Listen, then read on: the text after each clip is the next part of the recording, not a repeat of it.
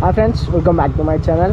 So new dashboard, new bike ఏంటంటే TVS NTorq 150cc bike అయితే. So ఇలా blog అయితే దీనిపైన వేసిన రీసెంట్గా చూసిన కదా మా ఇంటి దగ్గర తమ్ముడు ఈ బైక్ అయితే కొన్నాడని చెప్పి. సో దీనిపైన మోటో బ్లాగ్ అయితే చూపిస్తున్న బైక్ పర్ఫార్మెన్స్ అవన్నీ చూద్దామని చెప్పి. సో ఫస్ట్ ఆఫ్ ఆల్ ఈ బైక్ పైన ఎక్కగానే కొత్త బైక్ కదా, స్మూత్నెస్ అయితే నాకైతే డిఫరెన్స్ అయితే అనిపించింది. అండ్ ఏంటంటే నా బైక్ హ్యాండిల్ కొంచెం చిన్న అవుతుంటుంది, అయితే కొంచెం పెద్ద అవుతుంది. ఇంకా మనం ఎట్లా అంటే నా బైక్ హ్యాండిల్ కొంచెం పైనకి ఉన్నట్టు అనిపిస్తుంది, ఈ బైక్ కొంచెం కిందికి ఉన్నట్టుంది, ఇట్లా ఇట్లా ఇట్లా లేన్ అవుతున్నట్టుంది. నాకు అది మంచిగా అనిపిస్తుంది. మంచిగా ఒక ఎట్లా అంటే స్టన్ బైక్ నడిపిస్తున్న ఫీలింగ్ అయితే వస్తుంది. నా బైక్ అయితే సౌండ్ అయితే వస్తుంది, ఈ బైక్ అంతా సౌండ్ అయితే వస్తలేదు నాకు. ఫస్ట్ ఆఫ్ ఆల్ అంతా అది మంచిగా అనిపించింది. అలా సౌండ్ అయితే వస్తుంది, కానీ ఈ బైక్ అయితే సౌండ్ అయితే ఏమంత వస్తలేదు. మీకు ఒకసారి సైడ్ కాకపోతే మంచిగా రైట్ రౌండ్ బైక్ని అయితే చూపిస్తాను. నార్మల్గా థ్రాటల్ ఇచ్చినప్పుడు సౌండ్ అయితే వస్తుంది, కానీ థ్రాటల్ ఇచ్చినప్పుడు సౌండ్ అయితే వస్తలే. ఈ బైక్లో చాలా అడ్వాంటేజెస్ డిసడ్వాంటేజెస్ అయితే ఉన్నాయి. ఉన్నట్టుండి ఒకటేసారి బైక్ అయితే ఆగిపోయింది. అంటే ఎక్కువసేపు ఆన్ చేసి నేను హెల్మెట్ పెట్టుకునే బైక్ అయితే ఆఫ్ అయితే అయిపోయింది. నాకైతే ఏం అర్థం కాలేదు.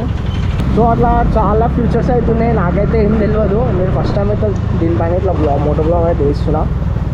సో ఒక్కసారి మీకు సైడ్కి అయితే ఆపి చూపిస్తా. ఈ బైక్కి హెడ్ మిషన్ కూడా చూడండి. నార్మల్గా నాకు ఫ్యూయల్ ఇంకా సీట్ ఓపెన్ చేయడానికి బ్యాక్ సైడ్ అయితే ఉంటాయి, కానీ దీనికి చూడండి ఒకటే దగ్గర అయితే ఉన్నాయి. ఆన్ ఆఫ్ హ్యాండిల్ ఆఫ్ ఇంకా ఫ్యూయల్కి ఇంకా డిక్కీ ఓపెన్ చేయడానికి ఒకటే దగ్గర అయితే ఉన్నాయి. TVS NTorq 150.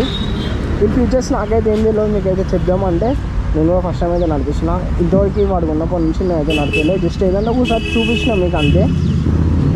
సో డిజైన్ అంతా సేమ్, బ్యాక్ డిజైన్ మొత్తం సేమ్ అవుతుంది నా 125 ఎంటార్క్కి 150 ఎంటార్క్కి, కానీ ఫ్రంట్ డిజైన్ అయితే డిఫరెంట్ అవుతుంది. చూడండి, నాది కొంచెం డిఫరెంట్ అవుతుంది, ఇది మస్తు ఉంది చూడడానికి. సో నాకైతే ఎల్ఈడి లైట్స్ డిఫరెంట్ అవుతుంటాయి, దీనికి ఎల్ఈడి లైట్స్ అయితే డిఫరెంట్ అవుతున్నాయి చూడండి. సో చూడడానికి బైక్ అయితే మస్తు ఉంది.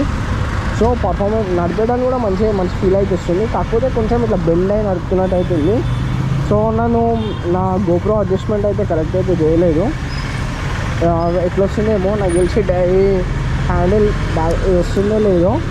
అండ్ బైక్ ఆన్ చేసాక టీవీఎస్ సింబల్ అయితే వస్తుంది.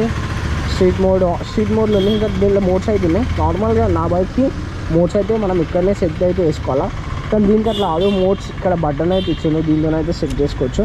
ఈ మోడ్స్ అయితే చేంజ్ చేసుకోవచ్చు. ఇప్పుడు అయితే ఏమో చూపిస్తలేను, ఎందుకంటే సడన్గా ఏమైనా చేంజ్ అయిపోయినా అనుకో నాకు తెలియదు ఎట్లా సెట్ చేయాలని చెప్పి. మళ్ళీ టైం వేస్ట్ ఎందుకు, ముందే నేను చిన్న వీడియోస్ చేస్తాను, ఆ వీడియోస్ పెద్ద ఎందుకు అని చెప్పి, టైం వేస్ట్ ఎందుకు అని చెప్పి ఏం చేస్తలేను. కానీ మోడ్స్ అయితే ఇక్కడైతే వేసుకోవచ్చు. ఇప్పుడైతే ఫ్యూల్ అయితే కొంచెం లో అవుతుంది.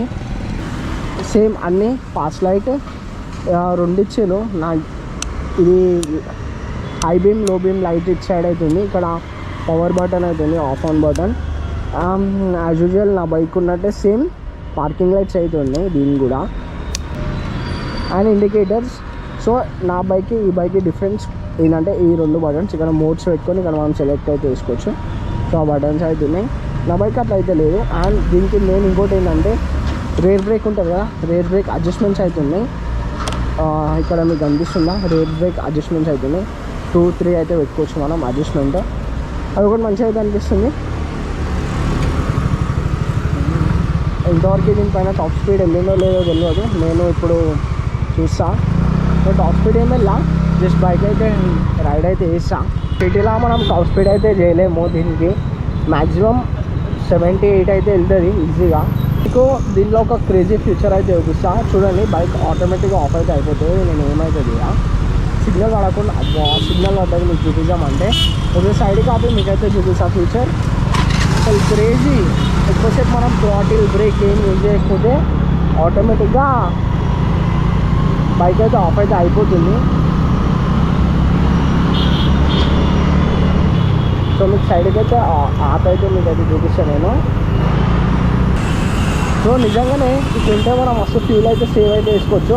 సో సెకండ్స్ పడ్డాయి చూడండి, ఇప్పుడు 4 3 2 1 బైక్ అయితే ఆఫ్ అయితే అయిపోతుంది. నేనైతే ఏం చేయలేదు అని చూస్తారా, బైక్ అయితే ఆఫ్ అయితే అయిపోయింది. ఇప్పుడు మనం బ్రేక్ పట్టుకొని కొంచెం థ్రాటిల్ ఇస్తే మళ్ళీ బైక్ అయితే ఆన్ అయితే అయిపోయింది చూస్తారా. సో ఇదైతే క్రేజీ ఫీచర్ అసలు.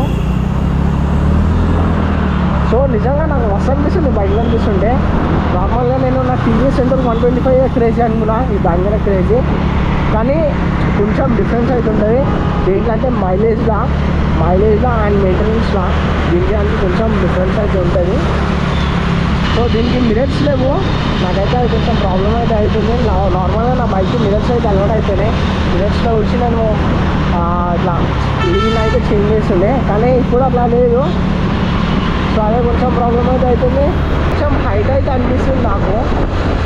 అంటే నార్మల్గా నా బైక్ అనిపించి బైక్ పైన కూర్చొని ఒకటేసారి నాకు హైట్ అయితే అనిపిస్తుంది.